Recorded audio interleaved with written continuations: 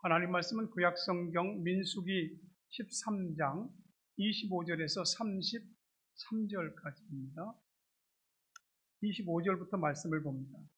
40일 동안 땅을 정탐하기를 마치고 돌아와 바란 광야 가데스에 이르러 모세와 아론과 이스라엘 자손의 온 회중에게 나와 그들에게 보고하고 그 땅에 과일을 보이고 모세에게 말하여 이르되 당신이 우리를 보낸 땅에 간즉 과연 그 땅이 젖과 꿀이 흐르는데 이것은 그 땅의 과일이니이다. 그러나 그 땅 거주민은 강하고 성읍은 견고하고 힘이 클 뿐 아니라 거기서 아낙 자손을 보았으며 아말렉인은 남방 땅에 거주하고 헷인과 여부스인과 아모리인은 산지에 거주하고 가나안인은 해변과 요단가에 거주하더이다. 갈렙이 모세 앞에서 백성을 조용하게 하고 이르되 우리가 곧 올라가서 그 땅을 취하자 능히 이기리라 하나 그와 함께 올라갔던 사람들은 이르되 우리는 능히 올라가서 그 백성을 치지 못하리라. 그들은 우리보다 강하니라 하고 이스라엘 자손 앞에서 그 정탐한 땅을 악평하여 이르되 우리가 두루 다니며 정탐한 땅은 그 거주민을 삼키는 땅이요 거기서 본 모든 백성은 신장이 장대한 자들이며 같이 읽습니다. 거기서 네피림 후손인 아낙 자손의 거인들을 보았나니 우리는 스스로 보기에도 메뚜기 같으니 그들이 보기에도 그와 같았을 것입니다. 아멘. 우리가 느끼든 느끼지 못하든 계절은 바뀌고 있는 것 같습니다. 이른 아침이면 가을 풀벌레 소리가 들리고 시르레미가 가을이 와요 하고 이야기하는 것 같습니다. 이 모든 하루하루의 날들과 계절이 바뀌는 속에서 하나님은 여러분을 사랑하시고 함께하시고 언제나 눈동자같이 보호하시고 복 주시기를 주의 이름으로 축복합니다. 함께 인사합시다. 시작. 사랑합니다. 축복합니다. 네. 말씀의 요지 한 줄을 읽어볼까요? 메뚜기 믿음을 극복하고 하나님 믿음을 가집시다. 아멘입니까? 살면서 우리 앞에는 여러 일들이 항상 일어나게 되고요. 그 크고 작은 일들 앞에서 우리는 어쨌든지 그것을 판단해야 되고 그 일에 대해서 어떤 결정이든지 해야 됩니다. 근데 우리가 내린 그 판단과 결정들은 그걸로 끝나지 않습니다. 우리가 내린 판단과 결정에 대해서 우리는 그것이 복이 되든 우리에게 힘듦이 되든 그 대가는 반드시 치러야 합니다. 일본과 우리나라는 참 가깝고도 먼 나라이죠. 아주 오래전부터 역사가 됐는데 임진왜란 아시죠?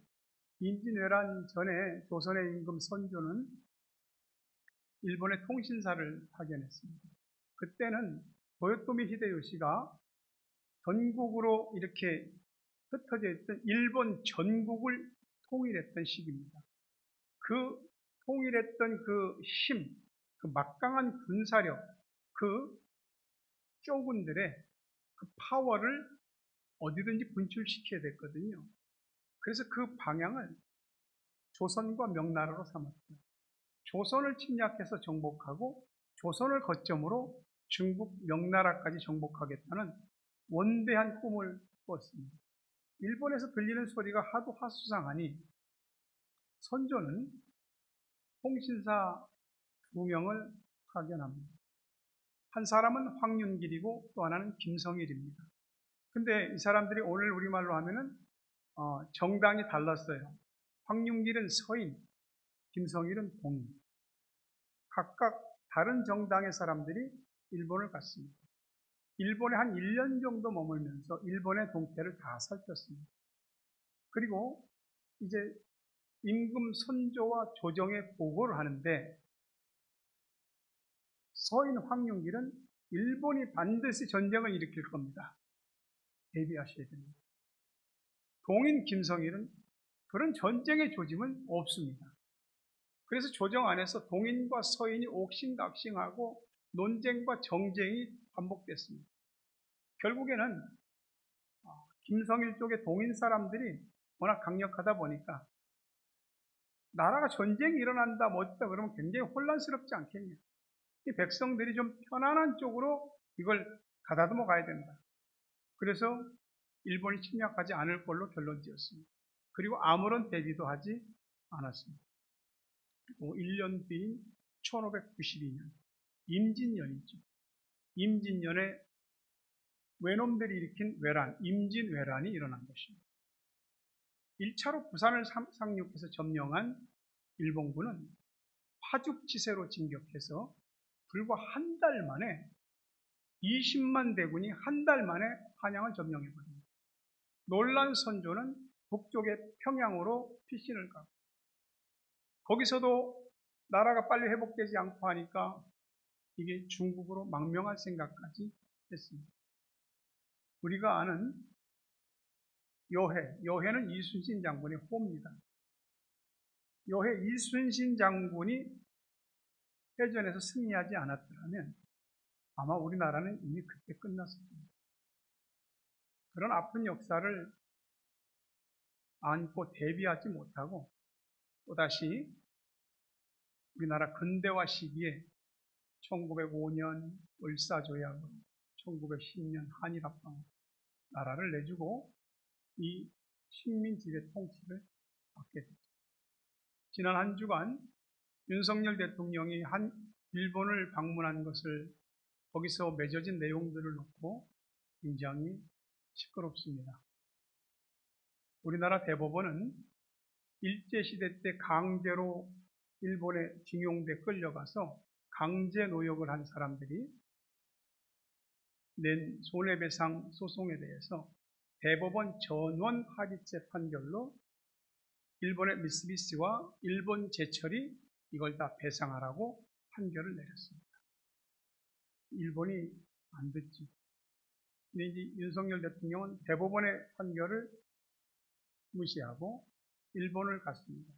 그리고 뭐라고 얘기를 했냐면은 그 모든 손해배상에 대해서 우리나라가 배상한다.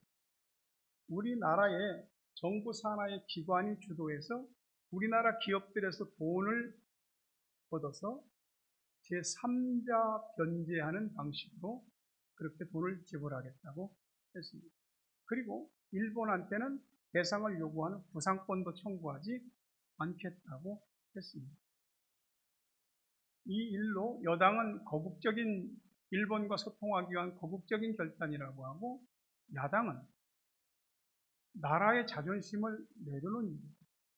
일본의 이 전쟁 범죄와 강제징용에 대한 사과 한마디 없이 어떻게 통째로 조공을 바치는 식으로 갖다 다 바칠 수가 있느냐. 치욕적인 외교사다. 이렇게 심하게 지금 서로 대치하고 있습니다. 아마 국민들도 국론이 둘로 나뉘을 겁니다. 우리는 이러한 시기에 나라와 민족을 위해서 많이 기도하셔야 됩니다. 이런 일은 국가적인 일뿐만이 아니고 참으로 똑같은 것을 보고 와서 서로 다르게 말하는 이런 일들이 개인적으로, 가정적으로, 국가적으로도 교회적으로도 있을 수 있습니다. 이스라엘 백성들도 지금 똑같은 상황입니다. 하나님께서는 이스라엘 백성에게 주겠다고 한 약속의 땅 가나안을 모세 인도하에 그 땅 앞까지 도착하게 했습니다. 모세는 12지파에서 한 사람씩 뽑아서 12명의 정탐꾼을 보냈죠. 정탐꾼들이 40일 동안 땅을 정탐하고 돌아와서 모세와 백성들한테 보고하는데 말이 다릅니다. 두 가지 보고가 올라옵니다. 한쪽은 불가능하다. 전쟁 해보나 마나다. 상대가 안 된다. 한쪽은 아니다. 하나님이 우리와 함께 하십니다. 싸우자. 올라가자. 능히 그 땅을 얻을 수 있다라고 말합니다. 불가능하다는 사람들은 가만히 비교해 보니까 그들하고 비교해 보니까 우리는 메뚜기 같고 아마 그 사람들이 볼 때도 우리 그 정도로밖에 안 볼 거다. 이런 식으로 말합니다. 이스라엘은 지금 잘 판단하고 잘 결정해야 될 중요한 때에 왔습니다. 왜냐하면 민족 전체의 향배를 가늠하는 변곡점에 서 있기 때문입니다. 여러분이 그때 이 입장이라면 어떻게 하시겠습니까? 믿음으로 합시다. 아니면 그게 말이 되냐? 상황을 봐봐라. 믿음도 믿음 나름이지. 안 되는 건 안 되는 거야. 그렇게 말하시겠습니까? 믿음이라고 하면 무식하고 무모해 보입니다. 그렇다고 또 믿음이 없는 것처럼 말하기도 좀 그렇습니다. 근데 말이죠. 믿음이 없으면 놀랍게 자신감도 없어지고요. 그 자신감과 믿음이 사라지면서 열등감에 휩싸이게 됩니다. inferiority complex, 열등감입니다. 열등감은 나와 남을 비교해서 자기 자신을 무가치하게 여기거나 훨씬 격이 낮은 그런 존재로 자기 자신을 인식하는 마음입니다. 열등감이라고 하는 건 없는 사람이 없습니다. 열등감 없다고 그러면 그건 거짓말일 겁니다. 어린 아이에서부터 어른 노인에 이르기까지 많이 공부한 사람부터 그렇지 못한 사람, 권력을 쥔 사람부터 힘없는 사람까지, 돈이 있는 부자부터 또 가난한 사람에 이르기까지 열등감은 누구에게나 어떤 모양으로든지 있습니다. 특히 10대 티네이저들 때는 이런 굉장히 예민하죠. 자신의 외모, 키라든지 얼굴이라든지 또는 성격, 집안 환경, 공부, 성적, 별별 여러 가지 것들이 굉장히 예민하게 다가와서 열등감이 생길 수 있습니다. 이 열등감이라고 하는 것은 남이 나를 무시하는 것보다도 내가 나를 가장 무시하는 게 큽니다. 그 열등감이 우울증이나 조울증이 될 수 있어서 위험합니다. 어떤 남학생이 있었습니다. 얼굴에 여드름이 너무 나서 이 피부 트러블 때문에 애가 고민이 너무 심한 거예요. 나중에는 고등학교 2학년 때 중퇴를 했습니다. 그리고 사람 만나기도 싫고 밖에 나가기도 싫습니다. 집안에 그냥 두문불출하고 있습니다. 엄마가 이 아이의 환경을 바꿔주려고 이사를 3번씩이나 아이를 어떻게든지 조금 넓은 마음, 밝고 건강한 마음을 가지게 하려고 애를 썼는데 어느 날 엄마가 바깥에 나갔더니 애가 자살했어요.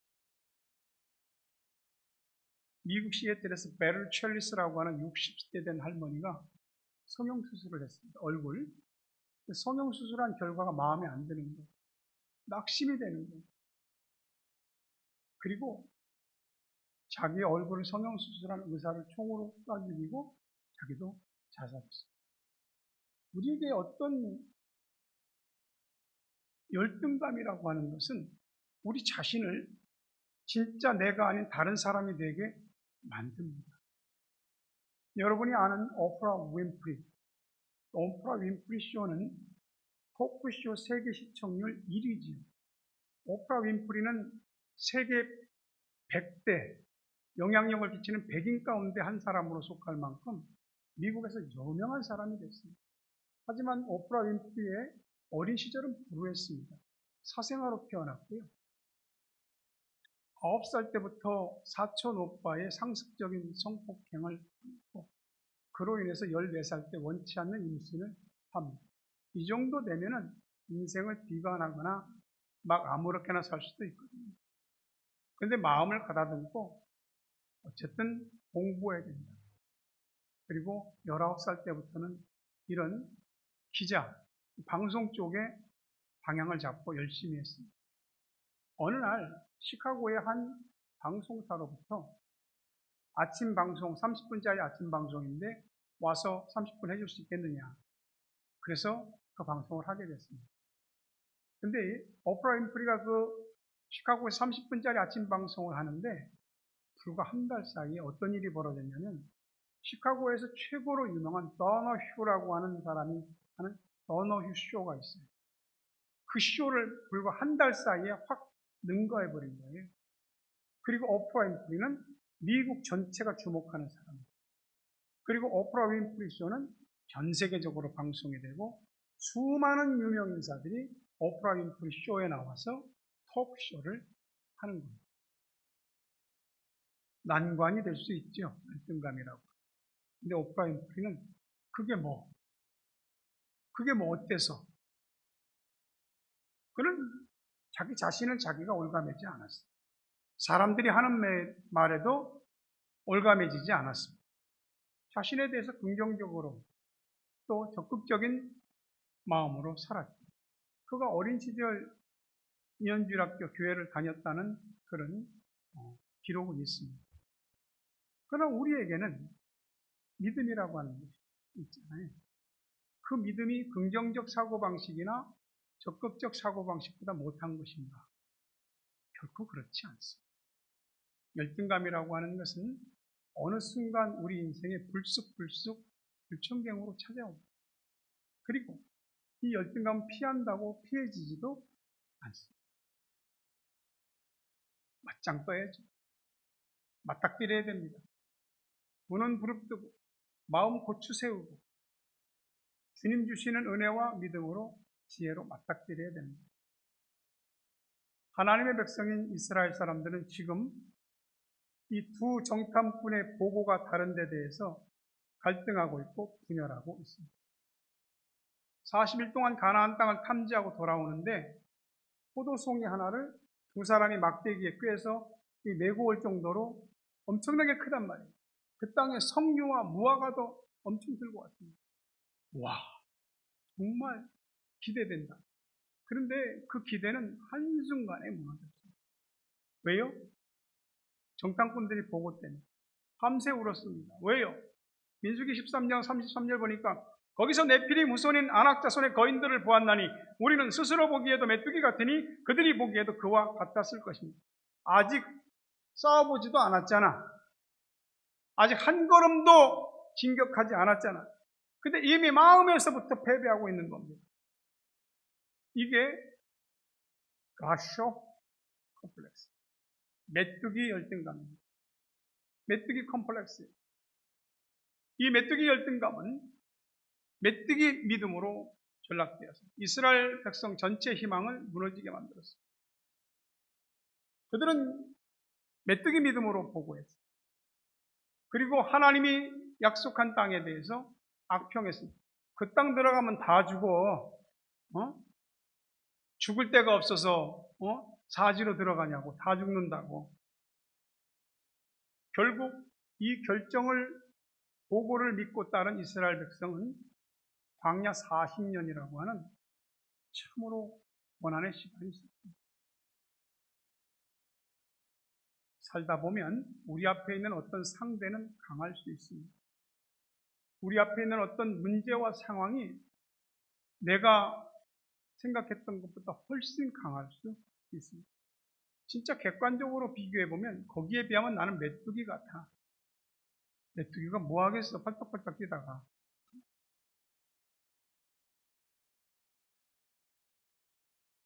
근데 믿음이 있잖아. 믿음을 하나도 안 쓰는 겁니다. 믿음을 하나도 안 써먹는 겁니다. 10명 말고 다른 두 사람 갈렙과 여호수아도 보고하는데 이 10명과 다른 보고를 합니다. 민수기 14장 9절에 다만 여호와를 거역하지는 말라. 또 그 땅 백성을 두려워하지 말라.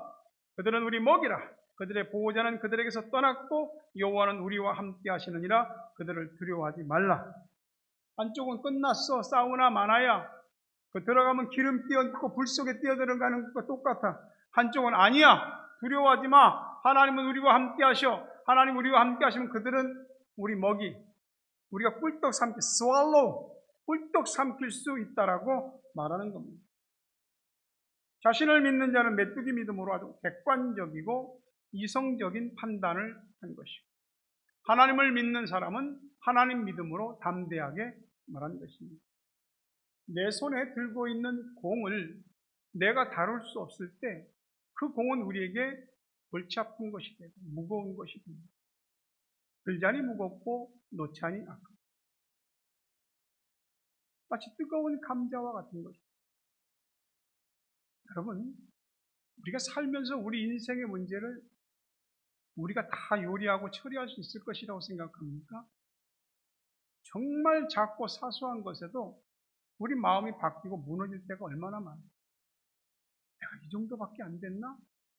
자괴감이 들 때가 있어요. 믿음은 다 뭐 한답니까? 이스라엘 백성들 400년 동안 노예로 살다가 애굽에서 탈출했습니다. 애굽 사람들이 그냥 내보내줬답니까? 하나님이 10가지 재앙을 퍼부어서 애굽이 초토화 쑥대밭 되게 된 다음에 내보내줬어요. 애굽의 10가지 재앙이 내릴 때 이스라엘 백성들이 사는 고센 지역은 하나도 피해가 없었어요. 안전했어요. 선별적인 매우 특별한 은혜를 받은 것이죠. 출애굽해서 나오는데 앞에는 홍해, 근데 애굽의 바로가 이것들 이대로 보내자니 내 속이 뒤집어질 것 같다. 추격해 다 죽여라. 추격해 옵니다. 진퇴양난이지요. 이스라엘 백성들은 패닉 상태에 빠졌습니다. 홍해는 건널 수 없고 뒤에는 애굽의 군대가 쫓아옵니다. 그때 하나님은 이스라엘 백성 맨 끝으로 가서 애굽의 군대가 더 이상 쳐들어오지 못하게 그 길을 막고 계시고 앞에는 밤새도록 동풍이 불게 하셔서 이 홍해가 갈라지는데 양쪽에 물벽을 이루고서 바닥에 그 땅이 마른 땅이 돼서 마른 땅처럼 건넜다 이 말이에요. 이스라엘 백성들이 건너는 거 보고 애굽 군대가 추격해 들어옵니다. 홍해로. 그때 하나님이 홍해를 다시 닫아버리십니다. 다 수장되는 것이죠. 다 봤잖아요. 자기 눈으로 보고 자기들 인생에서 생생하게 경험한 거잖아요. 근데 지금 이 순간은 하나님이 없는 겁니다. 경험이라고, 하나님의 기적과 능력을 체험하는 경험이라고 하는 건 굉장히 중요하지만 그게 그 경험 그 자체로 끝나면 그 다음엔 아무것도 아닙니다. 상황이 또 어려워지면 또 다시 하나님 안 보이는 것처럼 안 믿는 것처럼 하는 겁니다. 정탐꾼의 보고가 그들의 성은 견고하고 크고 해변과 산지와 평야에 퍼진 그들의 숫자는 엄청나고 거기서 아낙 자손의 후손들, 자이언트들이죠. 거인족들도 봤다고. 우린 메뚜기야.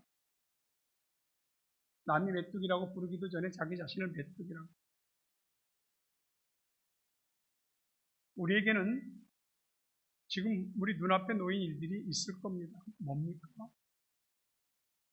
그 일은 진정 우리가 이길 수 없는 강한 것입니까? 우리는 믿음이 메뚜기 믿음입니까? 아니면 하나님 믿음입니까? 나를 단 한 걸음도 나가지 못하게 하는 그게 있다면 우리는 그것의 노예가 된 것입니다. 난 안 돼. 우리 집은 안 돼. 우리 애는 안 돼. 우리 교회는 안 돼. 여기서 뭘 한다는 것은 어리석은 일이고 다 끝이에요. 이런 패배감과 열등감은 내가 부르지 않아도 찾아옵니다. 그리고 이런 패배감과 열등감은 원망과 불평을 친구로 불러옵니다. 우린 교회를 나옵니다. 왜? 왜 교회를 나옵니다? 우리는 하나님을 믿습니다. 그러면 어떤 하나님으로 믿습니까? 나에게 하나님은 어떤 분입니까? 그분은 진짜 말씀으로 온 우주 만물을 창조하시고 들의 풀 하나도 들의 꽃 한 송이도 하늘을 나는 참새 한 마리도 임의로 다 생사화복을 주관하시는 전능하신 하나님이라는 거 우리는 믿습니다. 그 하나님이 하늘을 버리고 사람이 되어 나한테 오셔서 내 죄를 용서하신 그 놀라운 사랑의 하나님임을 믿습니다. 그 하나님이 나를 다 아시고 내 처지와 형편을 모르시는 게 없고 그리고 나를 거기서 반드시 꺼내주실 분이라는 것을 여러분은 믿습니까? 이 간단한 몇 가지 질문에 우리가 뭐라고 대답하느냐에 따라서 우리는 메뚜기 믿음일 수도 있고 하나님 믿음일 수도 있습니다. 우리가 분명히 알아야 될 것은 우리 앞에 난관은 있습니다. 내가 생각한 것보다 훨씬 큰 나를 마치 메뚜기처럼 여길 정도로 큰 그런 강하고 큰 것이 우리 앞에 있습니다. 거기서 우리는 어떻게 하겠습니까? 이것 한 가지는 분명합니다. 하나님은 내가 아닙니다. 하나님은 메뚜기가 아닙니다. 하나님을 믿는 사람에게는 하나님이 베푸시는 기적 같은 은혜와 능력을 보게 될 것입니다. 그분은 우리의 힘이에요. 그분은 우리의 피난처. 그분은 우리의 산성이에요. 그분은 우리가 환난 날에 만날 큰 도움이십니다. 하나님은 우리한테 헛된 소리 하지 않습니다. 시편 121편 1절과 2절에 보면 내가 산을 향하여 눈을 들기라 나의 도움이 어디 있습니까? 나의 도움은 천지를 지으신 여호와이다. 우리는 도움을 꼭 자기 자신에게서만 얻으려고 합니다. 근데 진짜 난관이 올 때 도움은 나에게서 오지 않습니다. 천지를 지으신 여호와에게서 우리의 도움이 오는 줄 믿으시기를 바랍니다. 힘들거든요. 넘을 수 없을 것 같거든요. 이길 수 없을 것 같거든요. 하나님 계시잖아요. 눈을 들어 그분을 바라보세요. 도움이 그분에게서. 아무리 힘들고 어려운 일이 있어도 포기하지 말고 자기 자신을 과소평가하지 마십시오. 하나님이 함께하는 그 사람은 감히 누가 어찌해 볼 수 없는 크고 강한 사람이 됩니다. 여러분이 그 사람 되시기를 간절히 바랍니다. 열등감은 불신으로 이어지고요. 상황, 자신의 한계, 남 탓을 합니다. 그리고 열등감이나 패배감은 강한 전염성을 가지고 있는데 부정적이고 나쁜 쪽으로 사람들을 감염시키고 결국은 하나님에게서 멀어지게 하고 믿음에서 파선하게 만듭니다. 하나님은 우리 약함을 아십니다. 우리가 얼마나 힘들어하고 때로는 열등감에 빠지고 때로는 자괴감과 스스로 패배감에 젖어 있다는 걸 잘 아십니다. 그러나 우리가 주님 나는 이 정도밖에 안 됩니다.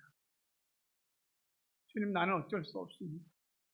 이걸 인정하고 하나님 앞에 우리가 그분의 능력을 구하여 그분의 도움을 구하여 하나님 우리 심령에 평안을 주시고 우리 삶의 실제로 함께 하시고 싸우시고 우리가 모든 난관을 극복하고 이겨낼 수 있게 해 주십니다. 선택해야죠. 열등감과 패배감에 사로잡힌 메뚜기 믿음인지 하나님을 믿는 하나님 믿음인지 하나님 믿고 해보자, 하나님 믿고 싸워보자 라고 말하는 갈렙과 여호수아는 참 그 믿음을 인정받아야 되지만 오히려 그들은 백성들에게 돌 세례를 받게 생겼습니다. 백성들이 돌로 쳐 죽이려고 할 때 하나님이 나타나셨습니다. 민수기 14장 11절과 12절 보니까 여호와께서 모세에게 이르시되 이 백성이 어느 때까지 나를 멸시하겠느냐? 내가 그들 중에 많은 이적을 행하였으나 어느 때까지 나를 믿지 않겠느냐? 내가 전염병으로 그들을 쳐서 멸하고 내게 그들보다 크고 강한 나라를 이루게 하리라. 하나님의 말씀을 들은 모세는 두려웠습니다. 바로 엎드렸습니다. 하나님 용서해 주십시오. 다시 한번 사랑을 베풀어 주십시오. 애굽에 있을 때부터 지금까지 하나님 앞에 수없이 범죄한 저들을 계속 용서하신 하나님, 이번 한 번도 더 용서하시고 사랑을 베풀어 주십시오. 모세가 간절히 기도하죠. 하늘의 생명책에 내 이름을 빼실지언정 저들을 멸하시지 말아 주십시오. 주께서 저들을 멸하시면 사람들이 저들을 인도한 여호와라는 신이 능력이 없어서 결국은 지 백성들 다 죽였네 이런 소리 할까봐 두렵습니다. 간절히 모세가 하나님 중보기 들어 하나님은 진물을 부르십니다. 그러나 그들이 내린 이 판단과 결정에 대해서 하나님은 그냥 물러가지는 않으셨습니다. 민수기 14장 22절 23절 보니까 내 영광과 애국과 광야에서 행한 내 이적을 보고서도 이같이 10번이나 나를 시험하고 내 목소리를 청종하지 아니한 그 사람들은 내가 그들의 조상들에게 맹세한 땅을 결단코 보지 못할 것이요 또 나를 멸시하는 사람은 한 사람도 그것을 보지 못한다. 너희는 다 광야에서 죽을 것이다. 인구조사할 때 20살 이상으로 조사된 사람은 한 사람도 빠짐없이 다 죽을 것이다. 광야 40년 동안 장송곡이 끊이지 않았다는 걸 기억하셔야 됩니다. 장정만 60만이고 여자와 아이와 노인까지 합치면 좋게 200~300만 원 될 만한 숫자가 날마다 광야에서 죽어간 것입니다. 너희는 나 여호와를 불평하고 악평했으니 너희 가운데 한 사람도 약속한 땅에 들어가지 못할 것이다. 다만 오직 여분네 아들 갈렙과 눈의 아들 여호수아만 약속한 땅에 들어가리라. 광야 40년이 지난 다음에 오직 갈렙과 여호수아만 20살 이상 된 사람, 그 사람만 들어갔습니다. 우리는 어떤 상황에 직면하면 상황만 보지 말고 내가 믿는 하나님이 어떤 하나님인지 생각하셔야 됩니다. 그리고 하나님을 믿는 나는 누구인가? 이 상황에서 나는 어떻게 판단하고 어떤 결정을 내려야 할지를 믿음으로 생각하고 또 믿음으로 생각하셔야 됩니다. 오늘 여러분의 힘든 일은 무엇입니까? 개인으로나 가정으로나 현실로 교회적으로도 난관이 있습니다. 이제는 여러분이 하나님을 믿는 믿음으로 선택해야 될 때입니다. 나는 여러분이 하나님을 믿고 하나님 앞에 나와서 예배자로 또 기도자로 서기를 바랍니다. 강요할 수도 있고요. 강요하지도 않을 것이고 나는 기도할 뿐입니다. 하나님이 약속한 땅, 하나님이 약속하신 은혜, 하나님이 약속하신 복, 하나님이 약속하신 부흥이 우리 앞에 있을지라도 우리가 하나님을 믿을 건지 상황에 얽매일 것인지 우리는 선택하고 결단해야 합니다. 내가 하고 싶은 일과 반드시 해야 할 일 그 사이에 우리는 서 있습니다. 하고 싶은 일만 하면서 우리는 하나님을 믿을 수는 없습니다. 내가 지금 이 시점 이 자리에서 내가 해야 할 일이 무엇인가? 그것을 우리는 믿음의 관점으로 보고 판단해야 합니다. 그것이 자신과 가정, 여러분의 인생, 믿음, 그것의 오늘과 내일을 결정하게 됩니다. 우리 믿음은 메뚜기 믿음입니까? 하나님 믿음입니까? 메뚜기 믿음이면 메뚜기 믿음대로 될 것이고 하나님 믿음이면 하나님 믿음대로 될 것입니다. 하나님이 작게만 보일 때는 우리 앞에 난관이라고 하는 그게 어떤 인생의 어려운 일이든 질병이든 가난이든 고통이든 큰 슬픔과 번뇌든 간에 하나님이 작게 보일 때 그것이 크게 보입니다. 말씀을 맺으려 합니다. 여러분에게는 지금 무슨 일이 있습니까? 지금까지 예수 믿으면서 은혜 받은 거 있습니까? 그 은혜를 헛되이 하지 마십시오.